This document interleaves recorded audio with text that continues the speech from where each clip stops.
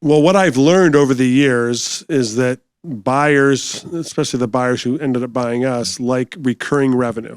Yep.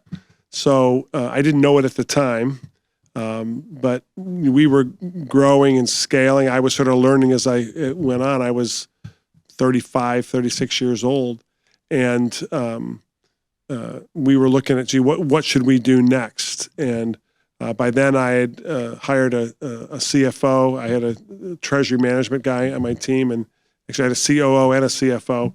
And they came to me and said,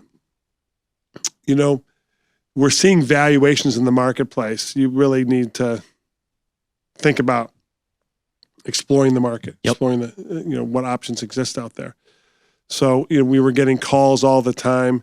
And so we decided to start exploring, and we had a discussion and decided, okay, if we can get X, then X will provide a safety net for my family that's consistent with what this business is generating for me now. I have to seriously consider that.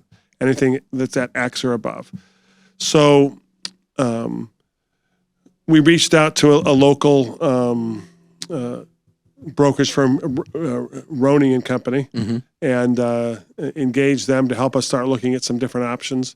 And the first, out offer we got was like 6 times X, the X that we had identified as our, what we needed to be at. Yeah. So I'm a slow learner, but not that slow. I thought we got to go down this path.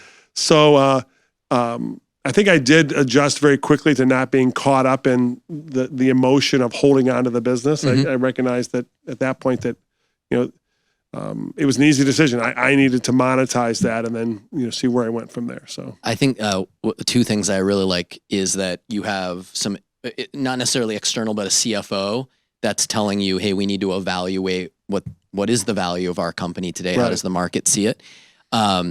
So that's great to kind of get that advice, because every entrepreneur really at each stage needs to understand to either go forward or sell. That is a return on investment decision, right? And if you take the emotion out, it may be better to sell today than wait 4 years and be incrementally worth more, right? And the world changes, as we've seen, in the last 5 years pretty dramatically.